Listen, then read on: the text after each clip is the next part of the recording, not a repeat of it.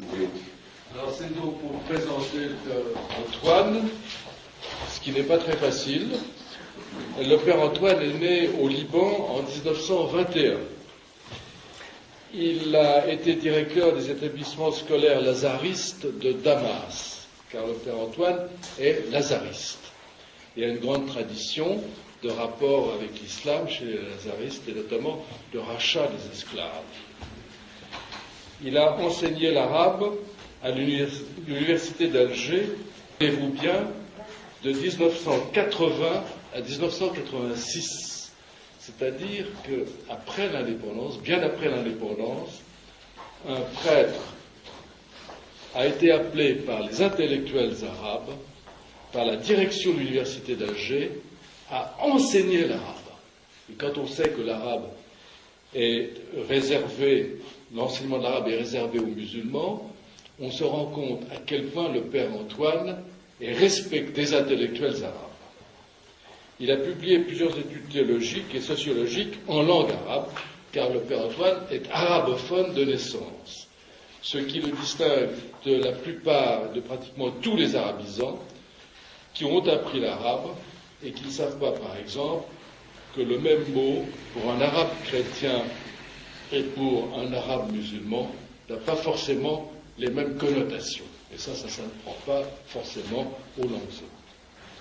Le père Antoine a reçu le prix 98 de l'Académie d'éducation et d'études sociales, et je crois qu'on en a assez dit. Je voulais tout simplement ajouter que je suis en rapport avec l'action Notre-Dame de Kabylie. Ce sont des Kabyles convertis qui sont en train de propager la foi, malgré un certain nombre de difficultés qu'ils ont à faire admettre leur action, mais ce sont des catholiques respectueux de la hiérarchie, mais ils sont assez isolés. Notre-Dame de Kabylie, ils propagent la foi catholique dans les milieux kabyles et généralement les milieux nord-africains de Paris. Et merci, je m'appelle donc Antoine Moussali. Moussali, en arabe, peut être dit de deux façons, soit Moussalli avec deux L, ou bien Moussali avec un L. Moi, je l'ai écrit avec un L, tout simplement parce que Moussalli avec deux L veut dire celui qui prie, en arabe. Donc, il ne s'agit pas de quelqu'un qui prie. Et puis, Moussali veut dire celui qui est originaire de Mossoul, qui est venu de Mossoul. On en parle beaucoup aujourd'hui de Mossoul, qui est au nord de l'Irak, et qui est un centre pétrolier, centre de pétrole. Et en 1915, les chrétiens ont eu à souffrir les persécutions, des persécutions dont on ne parle pas beaucoup. On parle des persécutions contre les Arméniens, on a raison. Mais il y a eu la persécution aussi des communautés chrétiennes syriaques et chaldéennes, où des centaines de milliers de chrétiens ont été massacrés. Mon père a réussi à s'enfuir en 1915. Il est venu avec un certain nombre de sa famille au Liban en passant par le nord de la Syrie, arrivé à Damas, et de Damas il a été au Liban, à Zahle. Je ne sais pas si vous connaissez ce nom-là, ce mot. C'est un centre important où il est chrétien à 99%. Et c'est là qu'il s'est marié. Il s'est marié à Zahle. Et lorsque les Français sont arrivés en tant qu'envoyés comme étant mandataires par la SDN, la Société des Nations, on a demandé quel était son nom. Il a donné le nom par lequel il était connu dans le quartier. On l'a appelé Moussali, celui qui est originaire de Mossoul. De sorte qu'il avait tout perdu. Notre véritable nom, c'est Samma. Cela veut dire poissonnier en français. Donc, cela vous donne une idée de son métier, je n'en sais rien. Il a perdu donc non seulement ses biens, sa maison, ses terres, son métier, mais aussi son identité. Il a fallu repartir avec Moussali et non plus poissonnier. Voilà, cela vous donne une idée de la condition de vie des chrétiens en Orient. Toujours est-il que depuis donc toujours, j'ai été en rapport avec les musulmans parce que à Zahle, là où je suis né, vous vous êtes posé la question, mais pourquoi vous n'aviez pas de carte d'identité? Effectivement, jusqu'à la fin de la Première Guerre mondiale, nous faisions partie de l'Empire ottoman, et que donc on passait d'un territoire à un autre, puisqu'il n'y avait pas de frontières, et on n'avait pas besoin de carte d'identité. Mais à partir du moment où on a constitué des États-nations avec des frontières, il a fallu imposer donc des cartes d'identité, nécessairement. Et voilà comment les choses se sont présentées. Ça va pour le moment. Bon. Et alors donc, mais je dois dire tout de suite que là où j'étais, à la maison où j'étais avec mon frère, donc nous avions nos voisins qui étaient musulmans, et surtout notre voisine que je vois avec un voile blanc qui lui tombait comme ça, comme les femmes de Nazareth, toujours vécu. Donc de sorte que les relations entre elles et nous étaient des relations de voisinage. On ne se posait pas de questions, bien entendu. Enfant, on ne se pose pas de questions à cet âge-là. Mais lorsque maman faisait de bonnes choses, elle avait l'art de faire de bonnes choses, et surtout du bon pain. Vous savez, ces bons pains-là, qui sont ronds comme ça, et qu'on fait se détolle. C'est une véritable cérémonie. Elle faisait ça une fois tous les 15 jours. Et alors on appelait, puis les enfants venaient. Hassan et Hassan venaient là. Et lorsqu'elle faisait, notre voisine faisait de bons plats, elle nous invitait, venez, les enfants venaient. On allait manger. Donc de sorte que toute ma vie a été, pour ainsi dire, en lien très étroit avec les musulmans. J'en étais ainsi. Ce fut mon destin, j'allais dire, ma vocation évangélique. Ce soir, je suis très heureux d'être avec vous, de vous présenter donc l'islam. Il y aura 2 parties, si vous voulez bien. Vous voudrez bien que je vous parle pendant 3 quarts d'heure, une demi-heure, 3 quarts d'heure, je tâcherai d'être le plus synthétique possible. Et puis ensuite, on passera aux questions, parce que je pense que dans une communication comme ça, pour répondre aux questions, cela devient beaucoup plus efficace, parce que ça part de la vie, de la réalité et de votre attente. Que donc, premièrement, parler de l'islam. Pourquoi j'ai été amené, à partir de 1998, c'est lui qui m'a amené à écrire les livres. Parce que ça s'est fait d'une façon tout à fait accidentelle. Il y a eu un livre qui a été écrit sous la direction d'Annie Laurent, intitulé « Vivre avec l'islam ?» Vous m'avez demandé une contribution. En réalité, c'était une conférence que j'avais donnée à Amiens. Et elle m'a demandé si j'acceptais qu'on l'introduise parmi les 17 intervenants. Et à l'occasion de la sortie de ce livre, alors Jean-Luc a invité Annie Laurent. Elle m'a invité aussi, mais en deuxième lieu. J'étais un peu le suivant de Annie Laurent. Et puis, au fur et à mesure des questions qui étaient posées, alors Jean-Luc s'est aperçu qu'il y avait quand même des réponses qui allaient un peu plus loin que ce qu'on donnait généralement pour les mêmes questions. Alors après la rencontre, après la séquence, il m'a dit, j'ai senti que dans vos réponses, il y avait beaucoup de sous-entendus et des choses que vous n'avez pas pu dire, et vous n'avez pas tout dit. Et si vous faisiez un livre, moi-même je suis éditeur, je pourrais vous éditer ce livre-là. Et c'est comme ça que les choses sont parties en 1998. Parce que, arrivé en 1998 en France, je venais d'Algérie où j'avais passé 16 ans, je me suis aperçu qu'il y avait une confusion. On vivait dans la confusion la plus totale, tant au plan des idées que dans le plan des rapports, que dans le plan des relations et de la conception même du dialogue qu'on avait avec les évêques. Ce qui m'a fait mal, c'est que j'ai appris que dans les années 70, il y a eu des églises qui avaient été données en cadeau aux musulmans. Et cela m'avait fait très très mal. Très très mal. Je me suis dit, mais Et qui est responsable de cela? Qui est responsable de cela? On est en train de tromper les chrétiens de France. On est en train de tromper les Français sur la véritable identité de l'islam. Et on est en train de prendre une attitude anti-évangélique, parce que l'évangile tient toujours à établir, excusez-moi, ma voix n'est pas très très forte, je suis fatigué. Vous savez que j'ai 59 ans de sacerdoce.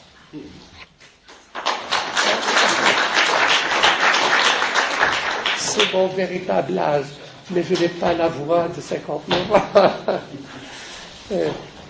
Je suis un peu en perte de relève. Bon, alors de sorte que je disais que, donc, venant ici, je trouvais que l'attitude même du secrétariat pour les relations avec l'islam, mais ça partait d'une générosité tellement grande, on peut faire tellement de choses en partant d'une générosité innocente. Il faut toujours allier ensemble d'une façon très étroite, vérité et amour. Car si on se lance dans la ligne de la vérité, on risque de blesser et on risque de devenir intégriste parce qu'on possède la vérité alors que la vérité doit nous posséder. Et si on ne se base que sur la charité et sur la générosité, eh bien on risque de se faire beaucoup d'illusions et on tombe parfois dans des déceptions et on va là où peut-être on n'aurait jamais pensé aller. Merci beaucoup.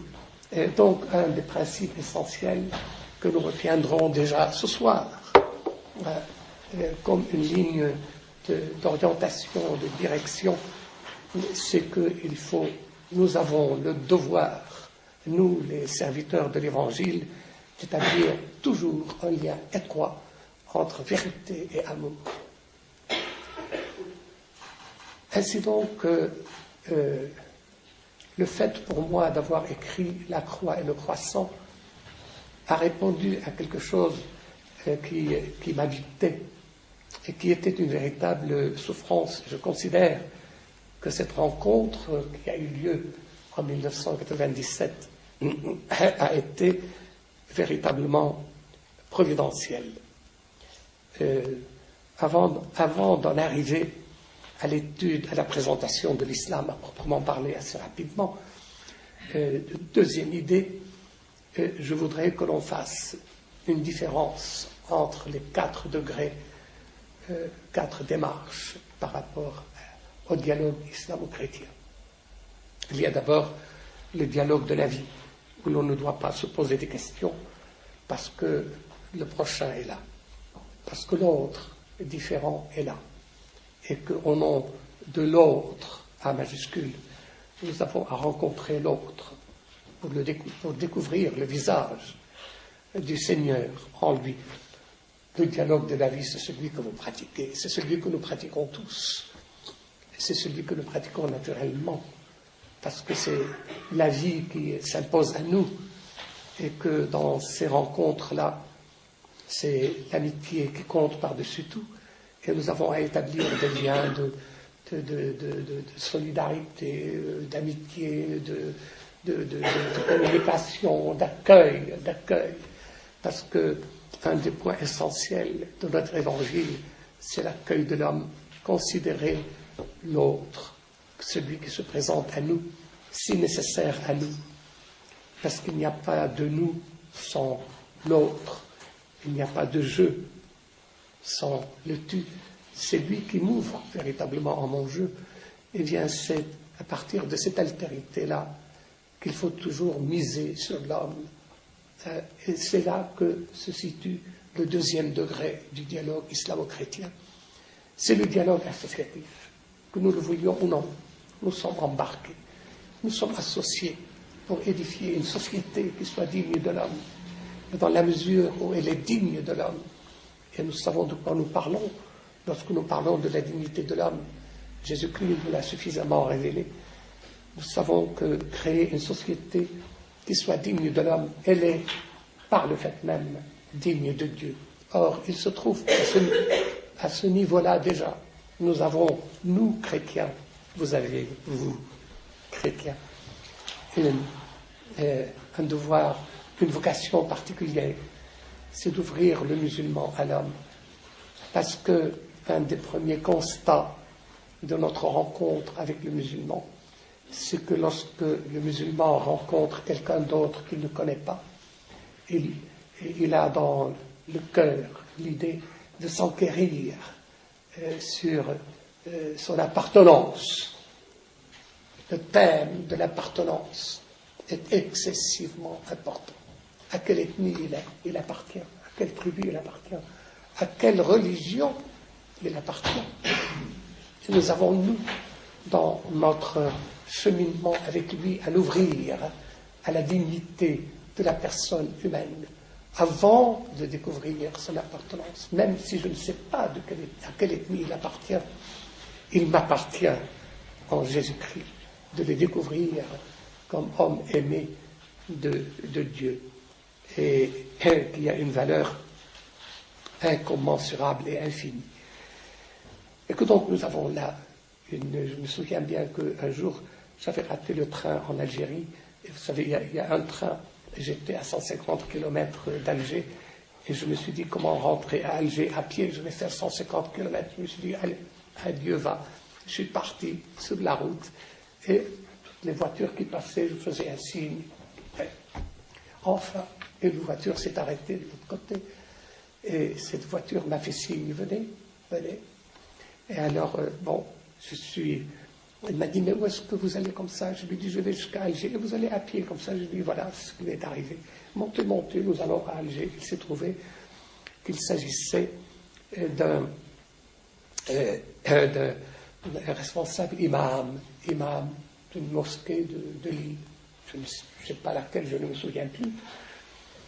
Et la première chose qu'il m'a dit, il m'a dit, vous n'êtes pas algérien, alors je lui ai dit non, mais qui vous êtes?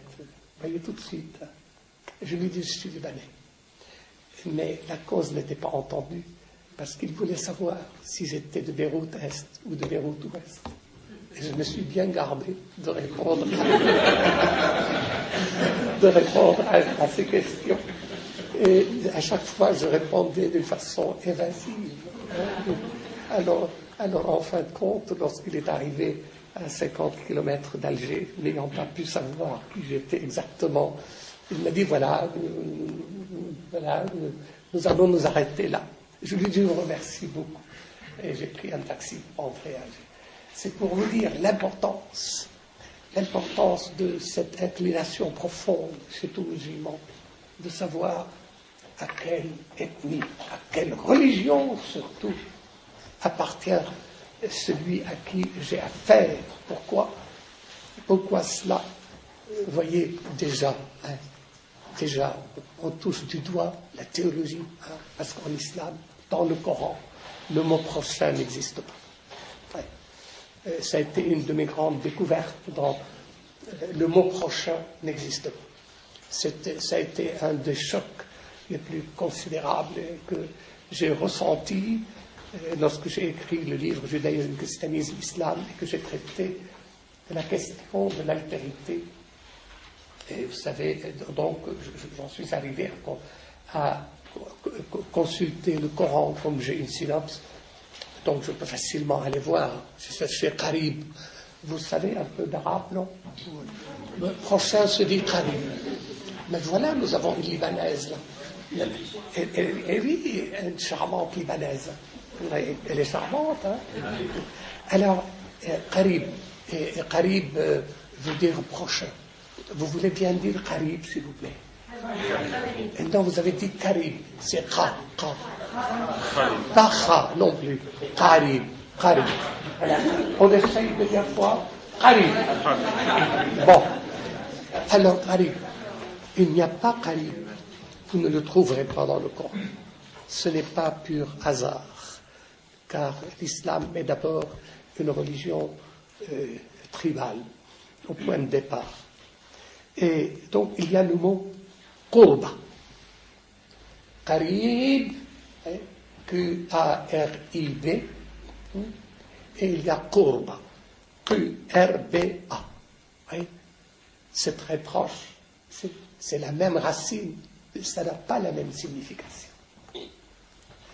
Qurba veut dire le proche, celui qui m'est proche, par le sang, par la sensibilité, par la civilisation, par l'ethnie, par la religion, etc. Nous avons, nous, chrétiens, une vocation particulière à ouvrir ce que nous rencontrons parmi les musulmans et les amener à considérer l'autre, l'homme et la femme, comme étant d'abord des hommes et des femmes aimés de Dieu, en premier lieu. Et il y a un troisième degré. Donc je disais qu'il y avait le dialogue de la vie, il y a le dialogue associatif, il y a le dialogue spirituel, en troisième lieu. Le dialogue spirituel, bien entendu, qu'on peut se rencontrer. Il y a des thèmes communs, des thèmes concernant la foi, concernant la vie, concernant les relations, concernant les thèmes sociaux, concernant la souffrance, concernant la joie. Je l'ai pratiqué avec les moines de Tibaïn que j'allais voir une fois par mois et à qui j'apprenais des petits refrains en arabe parce que Christian, lui, savait l'arabe, mais les autres ne le savaient pas. Et ils étaient là, insérés dans un milieu arabe pour représenter devant Dieu tout ce milieu arabe et tout l'islam, et qu'ils voulaient porter dans leur prière, ne serait-ce que dans un refrain en arabe, toute la prière arabe qui montait vers Dieu et qu'ils faisaient monter, eux, par substitution, par l'intermédiaire de Jésus-Christ. Et cette mystique, et quand je montais là-haut, ils étaient contents que je puisse célébrer avec eux et même de présider la messe, parce que ils étaient contents quand je chantais les paroles de la consécration en araméen, la langue de Jésus-Christ. J'avais une belle voix à ce moment-là, avant qu'elle me disparaisse. Voilà. Et donc, j'appartiens avec ces moines de Tibérine à un mouvement qu'ils avaient initié qui s'appelle le Ribat, le lien profond. Une vingtaine de chrétiens, une vingtaine de musulmans. Et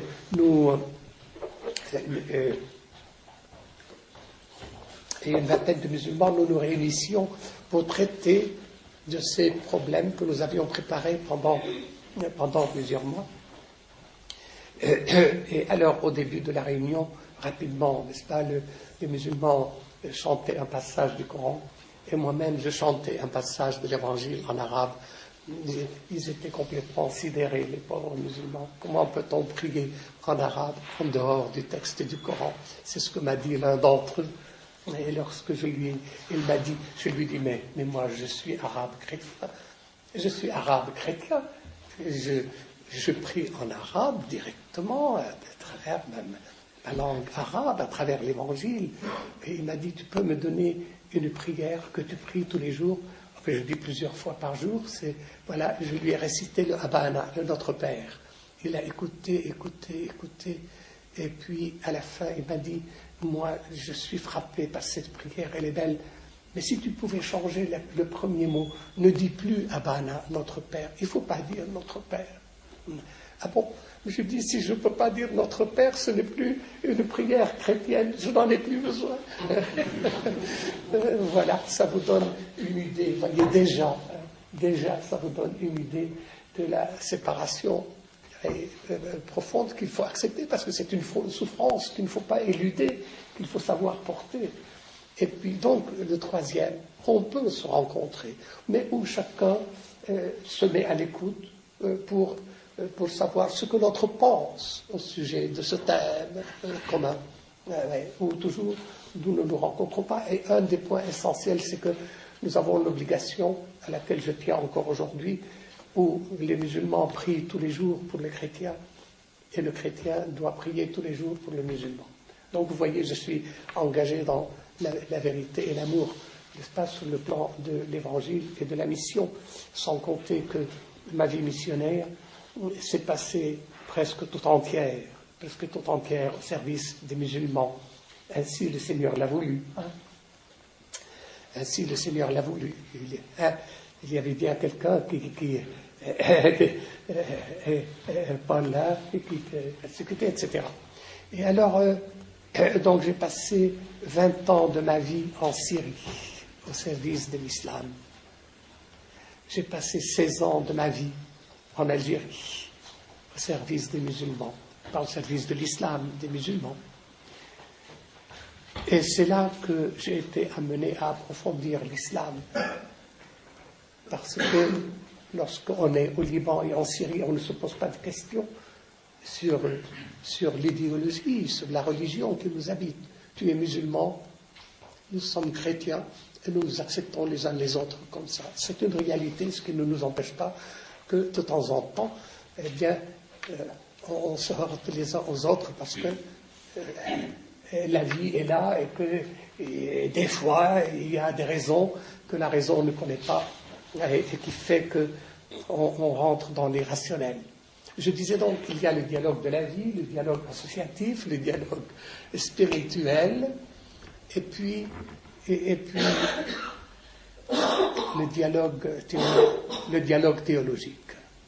Le dialogue théologique, c'est la dimension essentielle dans tous les ouvrages qui paraissent en France actuellement, depuis toujours d'ailleurs, me semble-t-il.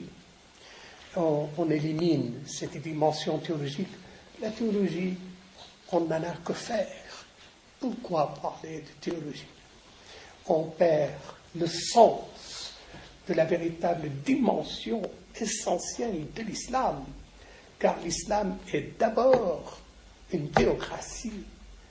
L'islam est d'abord théologique, bien que l'islam n'ait pas une théologie, nous en parlerons tout à l'heure.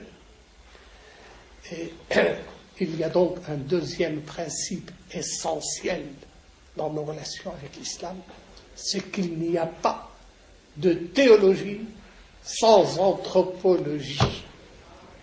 C'est ce qui échappe à tous nos chercheurs aujourd'hui. On considère l'approche vis-à-vis de l'islam, on la considère simplement sous l'angle sociologique, sous l'angle ethnologique, anthropologique. Nécessairement, on met tout sur le même pied d'égalité, on tombe dans le relativisme et on tombe malheureusement dans le syncrétisme. Mais quelle bonne idée, Père Antoine, ça ne dépend pas que vous avez de bonnes idées, vous vous appelez Antoine. Alors Pascal. Bien. Ah oui. Moi, je n'ai aucun sens de la technique. Il faut appuyer là-dessus. Ah oui, c'est un peu dur à appuyer aussi. Oui. Ce bouton est un peu dur. Il faut le garder appuyé. Il faut le garder. Ah non, il a l'air de marcher. Non, il faut le garder appuyé. Il faut le garder appuyé. Il faut que vous le gardiez appuyé. Eh ben, on va garder appuyé. Ah ben ça va. Voilà, eh bien merci. Voilà, comme ça va simplifier les choses. Alors, de sorte que, voyez, un principe sacré qu'il nous faut garder bien présent à l'esprit. Il ne suffit pas de considérer l'islam sous l'angle sociologique. On peut le considérer, mais bien entendu, cela fait partie de la démarche de la vie, de la démarche associative, de la démarche de la rencontre avec l'autre, de la démarche du partenariat. Mais cela n'explique pas l'islam. Alors, sur le plan sociologique, bien sûr, que nous aurons des musulmans qui accepteraient de s'intégrer, qui accepteront même de s'assimiler. Il ne faut pas employer ce terme, surtout assimilation, enfin de s'intégrer, n'est-ce pas, en France. Mais lorsqu'il s'agira ensuite de prendre position par rapport à l'islam et qu'ils se retrouveront avec la collectivité, soyez certains qu'un devoir théologique de foi leur fait une obligation de se mettre du côté du collectif et de adopter le langage de la collectivité, sinon on est considéré comme un traître. Voilà, donc de sorte que vous voyez, le point de vue théologique pour nous est excessivement important. On vit comme on croit. Et ma première démarche, d'ailleurs, dans ma présentation de l'islam au public français et à l'Église de France, ça a été de prendre à bras-le-corps toutes les questions que tout le monde se posait et qu'on n'osait pas formuler. Ah oui, avons-nous le même Dieu? Croyons-nous dans le même Dieu? Est-ce que nous croyons, est-ce que nous avons la même révélation? Est-ce que nous croyons dans le même Abraham? Est-ce que nous parlons de Jésus et de Marie? Il s'agit du même Jésus et du même Marie de l'Évangile. Lorsque nous parlons des droits de l'homme, est-ce qu'il s'agit véritablement, nous parlons des mêmes droits de l'homme? Vous voyez que ce sont des questions essentielles. Alors, je me suis senti poussé véritablement par une force intérieure pour écrire cela, et ça a donné le croissant. Et la première question, est-ce que nous croyons dans le même Dieu? Est-ce que nous avons le même Dieu? Je pense qu'un troisième principe qu'il ne faut jamais oublier, ne répondons jamais par oui ou par non. Ce n'est pas oui ou non. C'est oui et non.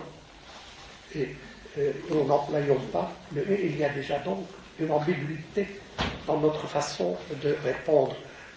Parce que c'est oui ou non. Je me souviens très bien que j'avais fait un jour une rencontre à Amiens entre chrétiens et musulmans, que j'avais invité M. Boubacar. Vous avez entendu parler, M. Boubacar, qui était content de venir présider. Il a parlé longtemps, puis je pensais qu'il ne me laisserait pas le temps de parler à mon tour. Et puis à un moment donné, il a dit, vous savez, en Orient, on ne fait pas les mêmes signes de croix qu'en Occident. N'est-ce pas, Père Antoine? Je me suis dit, voilà, le Saint-Esprit va me donner l'occasion de parler. Et lui, il pensait que je dise qu'en Orient, on fait le signe de croix de droite à gauche, mais ça ne m'intéressait pas, je n'ai même pas fait allusion à cela. Et j'ai dit, c'est vrai. En Occident, on dit au nom du Père et du Fils et du Saint-Esprit, Amen.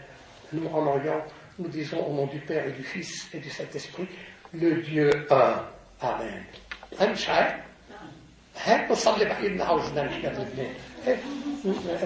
Alors nous disons donc au nom du Père et du Fils et du Saint-Esprit, le Dieu un, Amen. Nous ne disons pas le Dieu unique, Amen. Nous disons le Dieu un, Al-Ilah Wahid. Nous savons ce que nous disons. Et c'est pour cela que lorsque alors évidemment, il y avait une jeune universitaire d'Oran qui était présente là. Elle m'a dit, Père Antoine, parce qu'elle me connaissait, nous connaissions, et elle m'a dit, mais ce que vous dites là, Père Antoine, est absolument un blasphème. Comment on peut dire Père, le Fils, le Saint-Esprit, etc.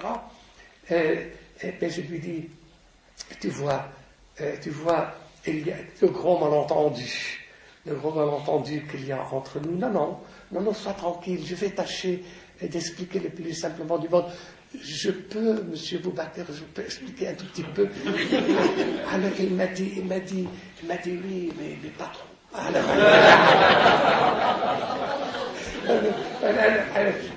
Bon, j'ai essayé, donc je lui ai promis que je ne dirais pas trop. Alors je lui dis, tu vois, lorsque nous disons que nous croyons dans le Dieu unique, c'est vrai que nous nous rencontrons. Est-ce que nous croyons dans le même Dieu? Oui. Dans la mesure où nous croyons dans le Dieu unique. Il n'y a pas de Dieu en dehors de Dieu. Il n'y a pas d'autre Dieu que Dieu. Mais ça, depuis longtemps, on l'avait dit. Et même Akhenaton l'avait dit au XIIIe siècle avant Jésus-Christ. Il n'y a qu'Aton qui est Dieu. Il n'y a de Dieu que lui. Mais vous voyez, c'est le refus. La ilaha illallah, disent les musulmans. Il n'y a pas de Dieu en dehors de Dieu. Donc vous voyez déjà, l'islam commence par la négation. il n'y a pas. Le point de départ est une démarche négative. Hein? Mais quand il s'agit de poser la deuxième question, mais qui est ce Dieu qui ne veut pas avoir d'autres dieux comme partenaire ou adversaire? Qui est-il? N'est-ce pas, M. Boubacar, vous venez de dire que lorsque nous parlons de Dieu, nous ne pouvons rien dire sur la nature de Dieu. Nous nous contentons d'adorer et d'accueillir ce qu'il nous dit. Il venait de dire cela. Vous voyez comme la Providence avait conduit déjà le dialogue. Hein? Et je dis, nous, en Jésus-Christ, nous avons cette folie de pouvoir répondre et de dire que Dieu est un. Il n'est pas simplement unique, il est un. Et c'est pour cela qu'entre parenthèses, j'insiste beaucoup sur ce fait que pour faire plaisir aux musulmans, partout où des évêques ou des prêtres ou des laïcs parlent aux musulmans, ils disent nous croyons tous dans un Dieu unique. Oui et non.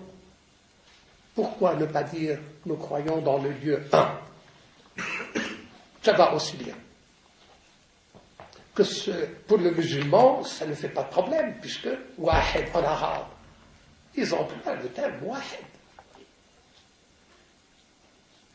Ce que nous ne savons pas suffisamment. Hein? Or, l'unité n'est pas refus. Elle est ouverture à la différence. Il n'y a pas d'unité sans diversité. En Dieu, il y a de la diversité. Pourquoi il y a de la diversité? Parce que Dieu est relation. Il ne peut pas y avoir de relation sans la différence. Il ne peut pas y avoir de don sans accueil. La plénitude du don, la plénitude de l'accueil qui va devenir don à son tour. Et nous rentrons dans le circuit d'amour de Dieu. Je n'ai pas commencé par dire qu'il est Trinité. Mais non, pourquoi employer ce terme de Trinité qui peut choquer?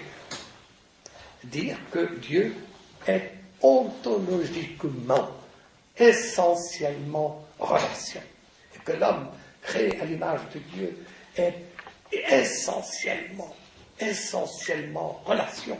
Il ne peut pas s'accomplir sans la relation. Alors, donc, de sorte que, en Jésus-Christ, nous disons, oui, et Dieu est relation. Il est être de relation. Voilà pourquoi il ne peut pas faire autrement que d'être en relation. Et que créer pour Dieu, c'est la diffusion de l'amour. Et créer pour Dieu, du point de vue du musulman, c'est manifester sa toute-puissance. Non, ce n'est pas cela qui nous intéresse. Ce n'est pas que Dieu soit tout-puissant. Et Dieu est Père tout-puissant. Je crois en Dieu, le Père tout-puissant. Nous mettons entre tous ces termes un trait d'union pour faire comment on appelle, je vais faire le savant devant vous maintenant, comment on appelle le mot qui est composé de plusieurs mots? Comment on l'appelle? Vous savez? Non, oui. Si, dites-le. Vous ne voulez pas dire. Eh bien, ça s'appelle un syntagme. Ah oui, je suis savant. Un syntagme. Ça s'appelle un syntagme, c'est-à-dire, c'est qu'il faut mettre un trait d'union entre toutes les parties de je crois en Dieu le Père Tout-Puissant. Il ne faut pas dire je crois, mais je crois en Dieu le Père Tout-Puissant. Si on enlève le Père, on devient musulman. Le musulman dit je crois en Dieu Tout-Puissant. Et Dieu Tout-Puissant nous intéresse bien sûr, mais il y a bien tous les dieux païens sont tout-puissants, non?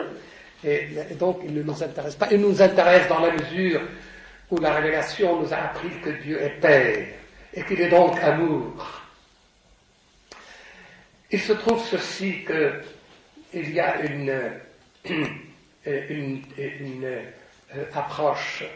approche de Dieu qui nous établit dans une attitude de filiation et de fraternité à la fois. Il n'y a pas de filiation sans fraternité. Alors c'est cela, la grande révélation, la grande joie apportée au monde, la bonne nouvelle. La bonne nouvelle, parler de la bonne nouvelle à la paroisse de la bonne nouvelle.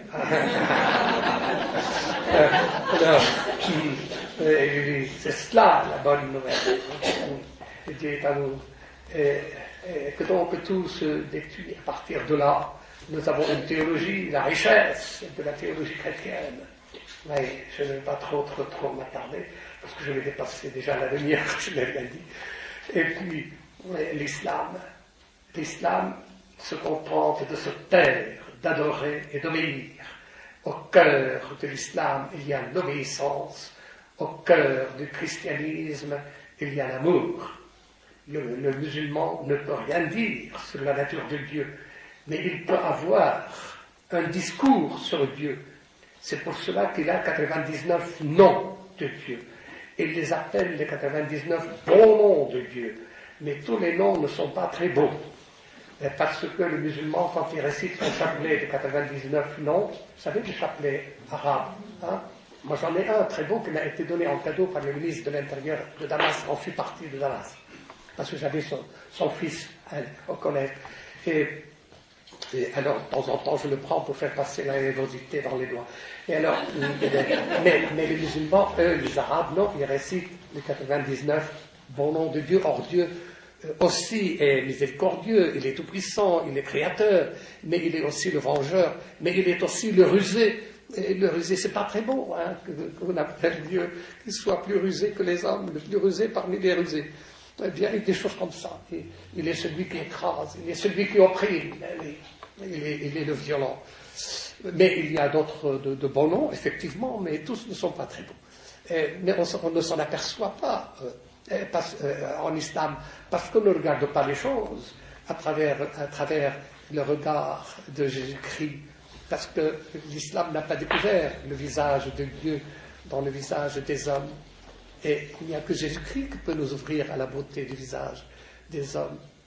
Et que donc, c'est pour cela que l'islam ne peut pas avoir de théologie. Il a une théodicée.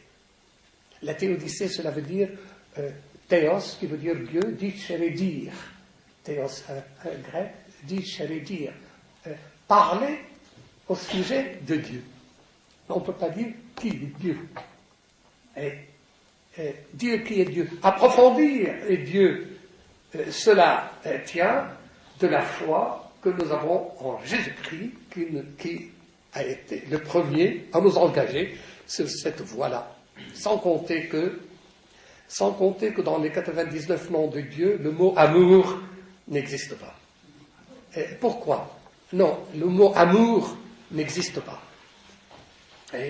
Il y a 99 noms, mais on se garde bien de mettre le mot hub. Comment on dit amour en arabe? Vous savez comment on dit? Je viens de vous le dire. Hub. C'est ça. Ouais. Faut mettre voilà. Hub. Mais le mot hub en arabe veut dire l'amour charnel. De sorte que pour le musulman, quand il entend le chrétien dire que Dieu est amour, pour lui, c'est le blasphème par excellence. Parce qu'il introduit la corporéité en Dieu. Vous comprenez? Parce que le mot hub a des consonances trop affectives et corporelles et sexuelles. C'est pour cela que le Coran accuse les chrétiens d'adorer Dieu et puis Marie comme étant son épouse et Jésus comme étant leur enfant. C'est comme ça que la Trinité est présentée dans le Coran. Donc le mot amour n'existe pas. Mais pour nous chrétiens qui avons à parler du Dieu amour, qu'est-ce que nous disons alors? Qu'est-ce que nous disons? Eh bien, nous disons charité, mahabba. Bon, le musulman peut dire aussi charité, mahabba. Mais quand il s'agira de traduire en termes théologiques la réalité de Dieu, un seul Dieu en trois personnes, alors à ce moment-là, nous recourons à un mot araméen, qui est oknou, Et Uknum veut dire personne. Et quand on dit personne, on introduit la relation dans l'individu. L'individu devient personne dans la mesure où il accepte de rentrer en relation et d'établir la communication. Et la communion, c'est pour cela que le mot communion n'existe pas en arabe, puisqu'on ne croit pas dans la Trinité. C'est pour cela qu'il n'y a pas de terme pour traduire la communauté. Mais lorsque nous parlons de Ummah, les Français disent communauté, il faut bien se parler, il faut bien se comprendre, non? Mais ce sont des mots qui sont profondément chrétiens. Le mot personne vient du christianisme. Et alors nous employons un terme venant de l'araméen, Uknum, ila wahid salasa aqalim. Alors le musulman qui entend dire aqalim, il dit, oui, qu'est-ce qu'il dit?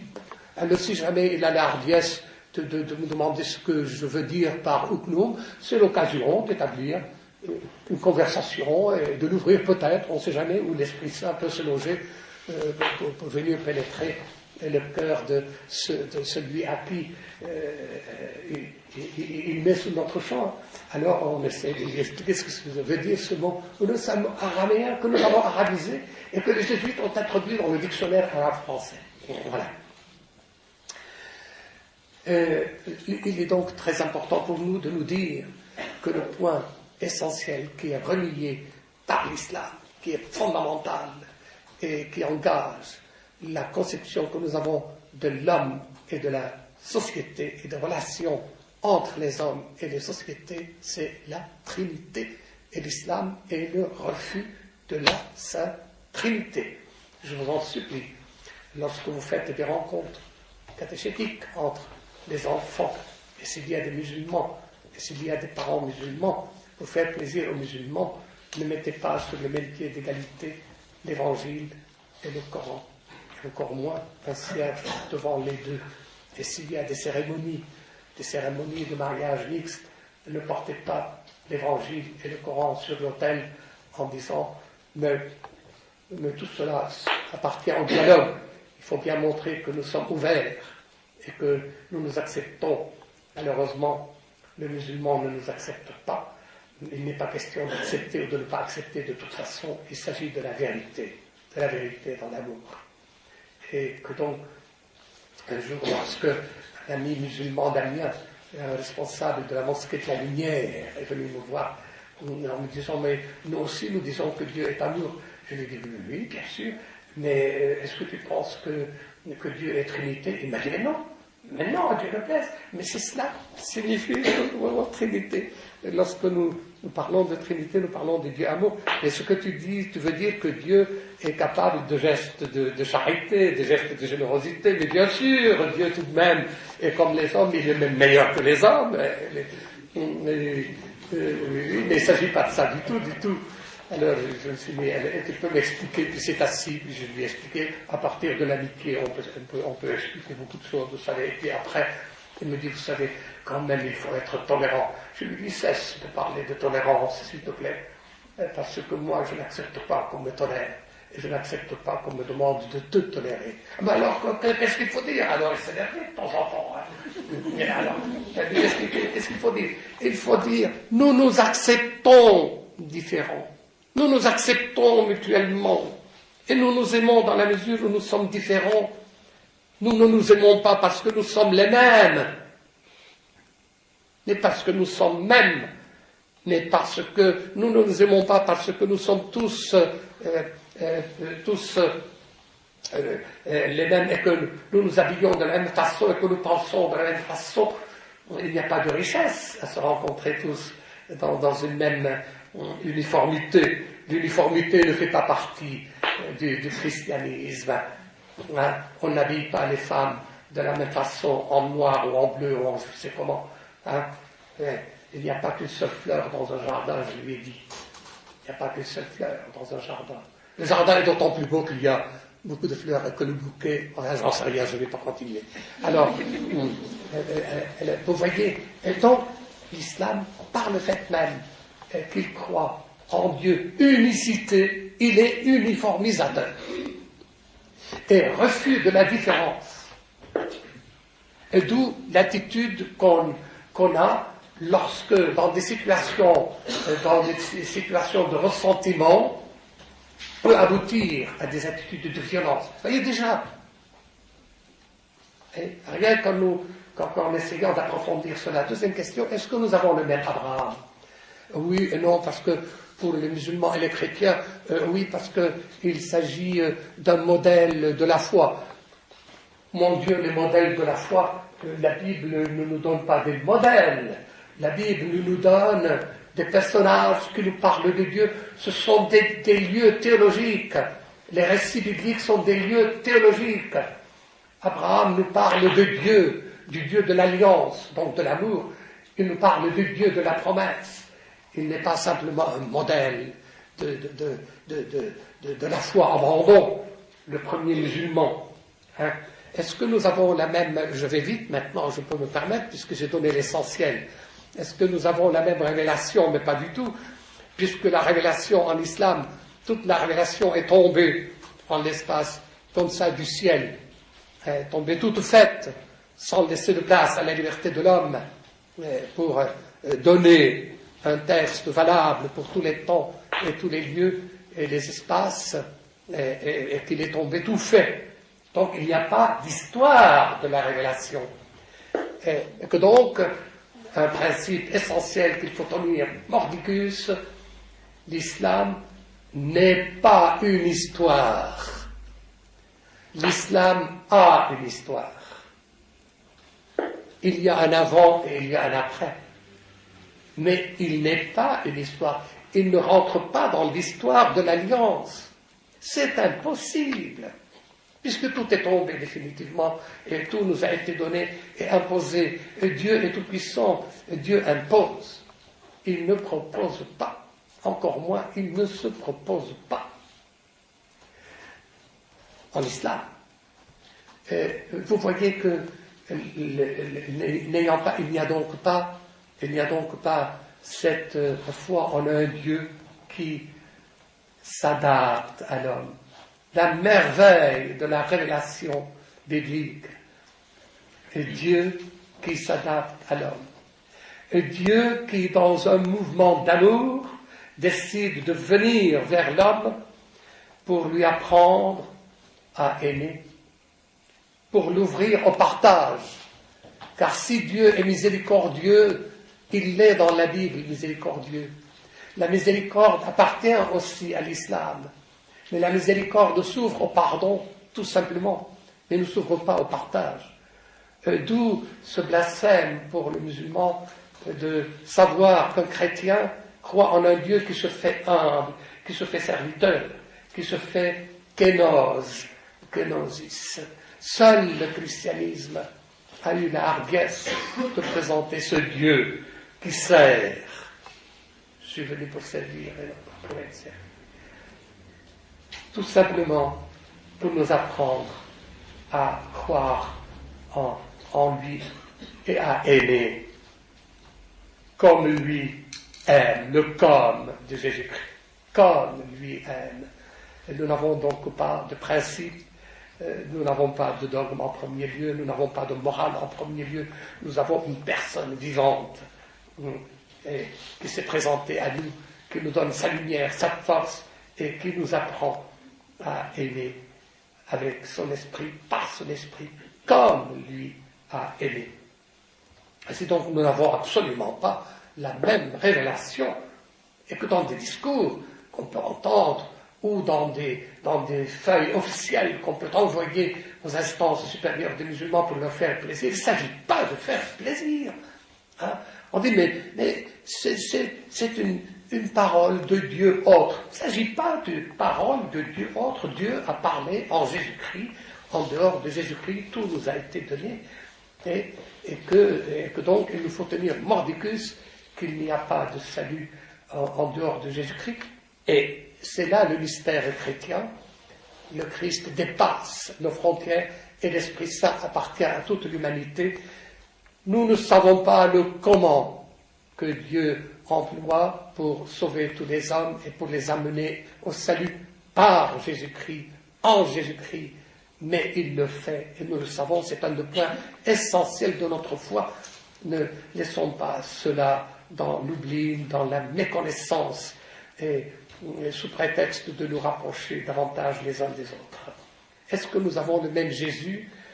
Est-ce que nous avons la même Marie? D'abord, le Coran ne parle nulle part de Jésus, parce que Jésus en arabe se dit Yassour. Yassour. Nous chrétiens, nous disons Yassour. Dites Yassour en arabe, c'est plus beau. Yassour. Yassour. Mais que vous êtes merveilleux, vous avez fait des progrès depuis le début. Yassour. Y-A-S-U. Trait d'union au-dessus pour faire la langue, et puis apostrophe pour faire le A qui n'existe pas en français. Mais ça fait bien, on est là pour s'enrichir. Alors, Yassour.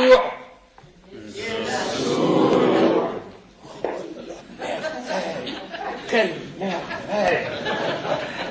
Or, Yassour en arabe veut dire Dieu sauve. L'islam au 7e siècle venant, 7 siècles après le christianisme, avait le choix entre deux mots, Isa et Yassour. Il a choisi Isa. Il ne pouvait pas faire autrement, parce que Isa, c'est la déformation de Yassour. C'est Yassour en verlan. C'est la deuxième consonne qui a pris la place de la première. Parce qu'il fallait casser la personnalité de Jésus, fils de Dieu. Voilà pourquoi, dans le Coran, on parle de Isa. On parle du prophète Isa. Le prophète. Non pas le prophète dans le sens du prophétisme de l'Ancien Testament, mais quelqu'un que Dieu a envoyé pour annoncer qu'il n'y a qu'un seul Dieu. Est-ce vrai, Isa, que tu as dit que tu étais Dieu et que ta femme était déesse? Jamais de la vie. C'est Dieu. C'est Dieu qui est en train de faire le procès à Isa.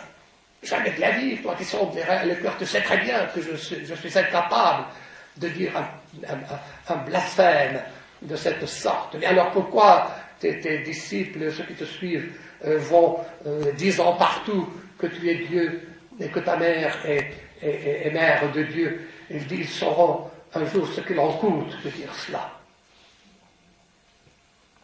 Voyez? Et donc, Isa, c'est un grand homme, c'est un prophète, envoyé en tant que musulman par Dieu, pour annoncer à l'homme qui est oublieux, car en arabe, homme veut dire insan, celui qui oublie, qu'il n'y a qu'un seul Dieu, pour enseigner l'unicité, et non pas l'unité, et non pas l'amour, et non pas la Trinité. Vous voyez? Donc le Coran, soyons clairs là-dessus. Toutes les traductions de l'arabe en français du Coran, de l'arabe en français, ont traduit Isa par Jésus, alors que tous les autres noms, les autres noms propres dans le Coran, on garde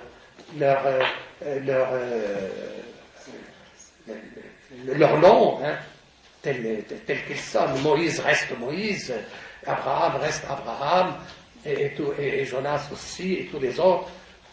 Il n'y a que Jésus dont on a déformé le nom, parce qu'il fallait déformer ce personnage qui était gênant. Cela, j'insiste beaucoup. Ne confondons pas Isa qui fait des prodiges avec Jésus qui fait des miracles. Le miracle est un signe qui propose une foi, la foi, qui est porteur d'une vérité théologique. Le prodige, c'est un geste qui impose la toute-puissance de Dieu dans l'homme, de sorte que l'homme n'a qu'à se rendre. Mais c'est prodigieux que l'enfant Isa joue avec ses camarades, qu'il fasse ainsi des oiseaux en argile, qu'il souffle sur son oiseau en argile, et que cet oiseau vole. Bien entendu, ses camarades sont pétrifiés et rentrent chez eux là-dessus. Mais c'est la manifestation de la toute-puissance de Dieu, la virginité de Marie. C'est la manifestation de Dieu qui est capable de faire un prodige, alors que la virginité de Marie est un signe théologique, c'est un signe de foi. Le signe est absent de l'horizon de la foi musulmane. Il est très très important de nous dire tout cela. Oui, et pour Marie, bien entendu qu'on a respecté son nom. Mariam. Il ne se dit pas Myriam.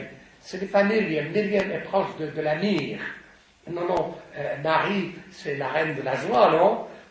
Ce n'est pas de la myrrhe. Alors il faut prononcer Mariam. Je ne sais pas pourquoi on prononce Myriam, c'est à cause de l'Afrique du Nord. Et alors, c'est Mariam. Mariam est composé de deux mots syriaques. Mar, qui veut dire la grande dame, et Yam, qui veut dire l'océan. La grande dame des océans. Marie, c'est la nouvelle création. Elle marie la dame des océans, des eaux primitives, comme à la première création qui a été le débordement d'amour, diffusion de l'amour de Dieu. Eh bien, il y a eu l'esprit qui planait sur les eaux. Ainsi, à la nouvelle création, le Saint-Esprit planait au-dessus de Marie. Et plus que jamais, c'était la nouvelle création, enfin. Vous voyez donc toutes les différences.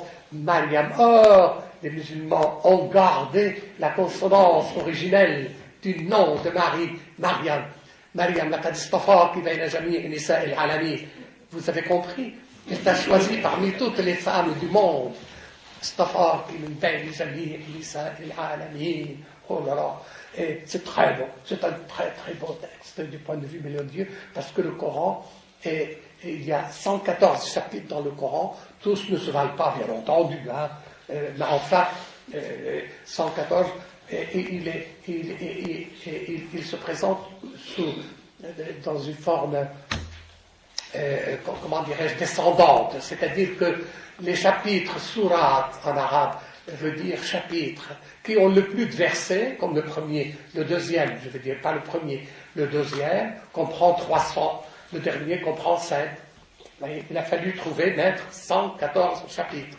Le premier est composé de 17 versets, à cause de 7 versets, à cause du symbolisme du chiffre 7. C'est la prière parfaite. La prière parfaite. Vous voulez que je vous la récite en arabe? Non, on va perdre du temps. Oui. Ah oui? Bismillah ar-Rahman ar-Rahim. Malik yawmiddin. إياك نعبد وإياك نستعين اهدنا الصراط المستقيم صراط الذين أنعمت عليهم غير المغضوب عليهم ولا الضالين.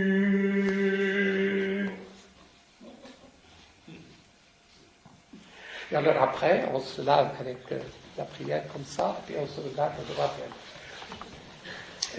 Eh bien, cette prière, qui est la prière de la miséricorde, qui est la prière de l'adoration, qui est la prière de la miséricorde, qui est la prière de la supplication, elle est la prière ensuite de la condamnation.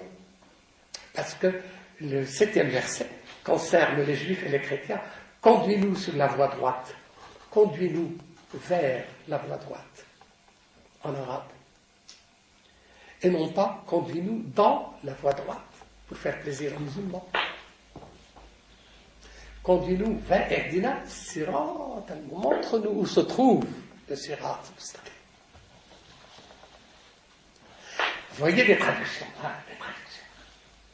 Et donc il s'agit non pas la voie de ceux qui ont encouru ta colère, les juifs,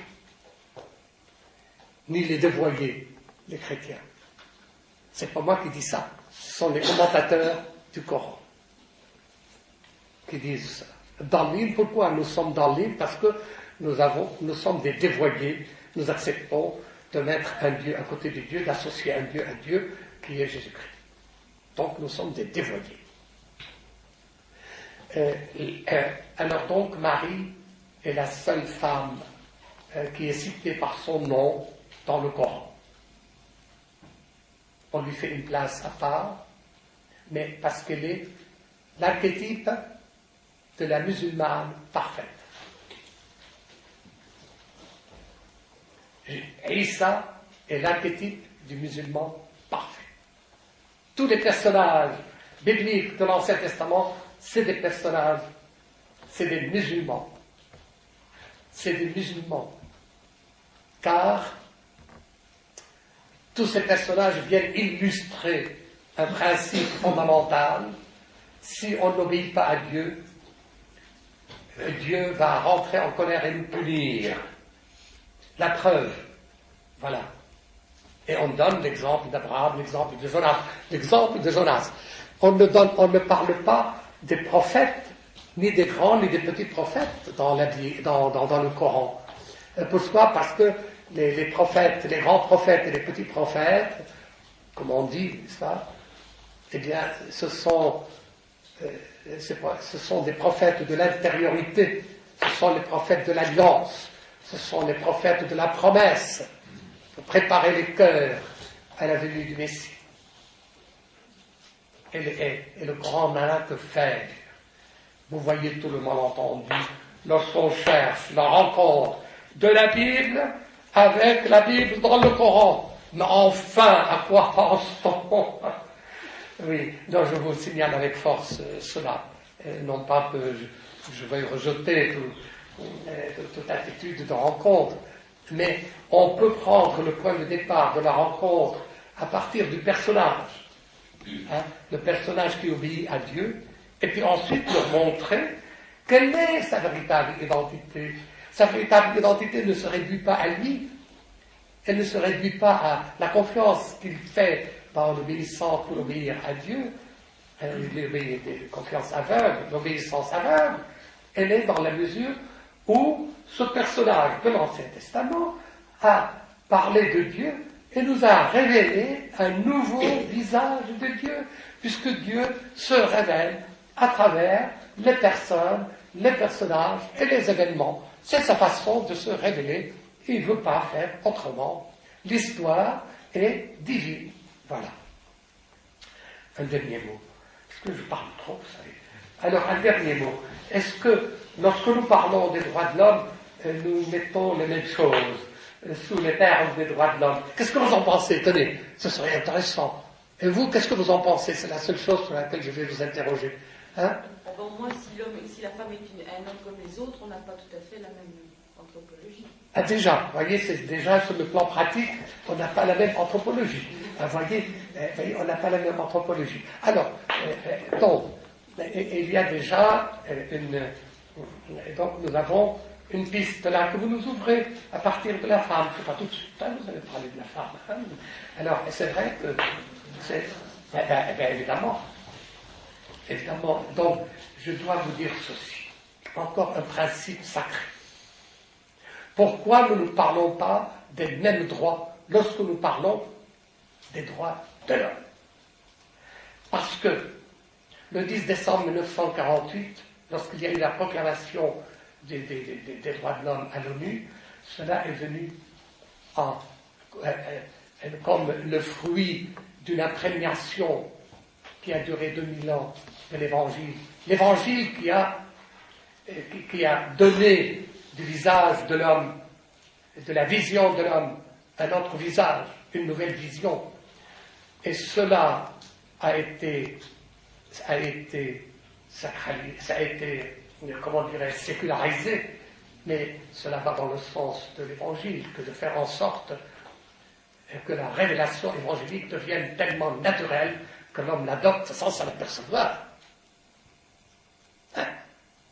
Voilà pourquoi, lorsque on proclame la dignité de l'homme à partir de la personne humaine, la dignité de la personne humaine, on ne peut pas oublier cela.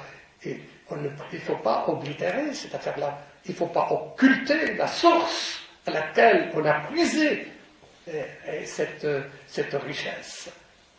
Cette richesse. On part donc de l'homme, sous-entendu, on part de l'Évangile, pour montrer les droits auxquels l'homme a droit. Vous voyez, on part de l'Évangile sans le savoir. Tandis qu'en islam, on ne part pas de l'Évangile, on part de Dieu. On part de Dieu. Je vais aborder un problème très, très important. On ne part pas de l'homme vis-à-vis de Dieu, l'homme en islam n'a que des devoirs. Parce que la vision qu'on a de Dieu est quelqu'un qui est au sommet de la pyramide. C'est lui le Tout-Puissant. Donc, on a de la valeur dans la mesure où on se rapproche de Dieu. La société est pyramidale. La société, passez-moi le mot, est phallocratique, parce que le représentant du Dieu, c'est l'homme. Et que donc, Dieu qui commande ne veut avoir devant lui que des serviteurs. Voilà pourquoi en arabe, le croyant s'appelle Abd. Abd veut dire l'esclave. Abdallah veut dire esclave de Dieu. Et c'est la gloire. Le musulman met sa gloire à se considérer comme esclave de Dieu. Lorsque la Déclaration universelle des droits de l'homme a été proclamée à l'ONU en 1948, le représentant de l'Iran s'est levé en disant que nous, musulmans, nous ne pouvions pas l'accepter parce que cela dérivait d'une inspiration chrétienne. Et que donc un grand nombre de pays musulmans n'ont pas ratifié, signé. En général, même ceux qui ont signé ne les engageaient à rien, parce que quand on signe une déclaration à l'ONU, on n'est pas tenu par sa signature. On est tenu par sa signature lorsque cela se transmet à travers une convention. Or, à la convention de Genève de 1956, il n'y avait aucun État musulman pour signer cela, les droits de l'homme. Parce que la convention donne le droit à l'ONU d'aller voir si véritablement ce qu'on a signé est respecté au sujet des droits de l'homme. Donc, point de départ essentiel. Nous n'avons pas la même perception dès le départ, au point de départ. Cela ne veut pas dire qu'il n'y a pas des ligues des droits de l'homme dans des pays arabo-musulmans, mais nous savons bien comment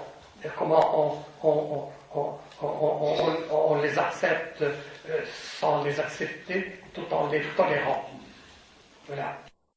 Et voilà pourquoi, lorsque, en 1981, on a demandé aux musulmans tout de même de donner une idée de leur conception des droits de l'homme.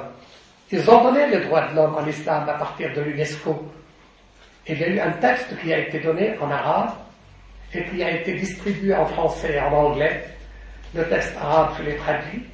Dans le texte arabe, il y avait, à la fin de tout article, et l'homme est libre de choisir sa religion, l'homme est libre de travailler, l'homme a le droit de travailler, l'homme a le droit de choisir sa famille, l'homme a le droit, etc., etc. Mais à la fin de chaque article, il y avait ceci, à condition que cela n'aille pas à l'encontre du Coran. De sorte que oui, j'accepte de la main gauche, et parce que je suis droitier, je l'enlève, parce que c'est plus fort. Vous avez saisi. C'est très très important, on ne fait pas suffisamment attention à cela. Donc, il y a l'égalité de l'homme et de la femme, il n'y a pas de différence au plan de la religion, au plan du sexe, au plan de la couleur, et il y a la liberté de conscience, et même la liberté de conscience, à condition que cela n'aille pas à l'encontre du Coran. Que dit le Coran pour l'homme et la femme? Dieu a donné sa préférence à l'homme. Je n'ai plus rien. Dans la sourate 4. Vous irez chercher dans la sourate 4. Et que Dieu a chargé l'homme d'éduquer sa femme et ses enfants. Et que si la femme ne veut pas se laisser faire, il peut, et vous irez la chercher au chapitre 4e du Coran. Et alors, il peut la reléguer dans une chambre à part. Et si elle ne veut pas obtempérer à ce qu'il lui commande, il a le devoir de la frapper avec un bâton. Mais dans les traductions françaises, on a supprimé le bâton. Et c'est vrai ce que je vous dis. Et alors, mais n'y allez pas trop fort, parce que c'est quand même votre femme. Ça existe dans le Coran, j'en parle un peu pour badiner, mais Vous savez, un jour, je rentrais à l'université, là, puis de temps en temps, je m'entendais bien avec les étudiants. Et alors, il me posait des questions. Comment on peut traduire, oui, il m'a dit quelqu'un, mais comment on peut traduire en arabe, les plus désespérés sont les chants les plus beaux. Bon, je dis, il n'y a rien de plus simple. Hein? Ajmalul alhani ajmalu. Bon, ils ont été sidérés. En 3 mots, j'ai traduit le verset. Bon, ainsi de suite. Mais alors, une autre fois, il y a quelqu'un qui a été un peu plus malicieux. Et alors, il m'a dit, c'est vrai que le Coran permet à l'homme de battre sa femme. Alors je dis, bon, j'en sais rien, je ne suis pas ici, moi, pour parler du Coran, hein, et nous allons commencer notre... Il dit, non, nous tenons à cela. Nous tenons à cela. Je lui dis, bon, si ça vous intéresse, est-ce qu'il y a un Coran là? Eh bien, oui. Eh bien, ouvrez au chapitre 4. Vous allez me donner le verset. J'ai écrit le verset au tableau en arabe, et nous avons analysé le texte. Et c'est comme ça qu'ils ont découvert. Quel verset? Je ne sais pas, mais allez chercher aux environs de 36. Mais vous le découvrirez facilement. Hein? Mais au chapitre 4, verset ou 36, ou... Enfin, je ne suis pas sûr, Attendez, si. Je pense que je suis sûr. Attendez. Oui, parce que j'ai apporté un certain nombre de versets du Coran. Alors, en parlant des femmes, dans des témoignages, les hommes ont autorité sur les femmes, admonestez-les. Alors, où est-ce qu'il y a admonester celles? Chapitre 4, verset 34. Je suis pas loin.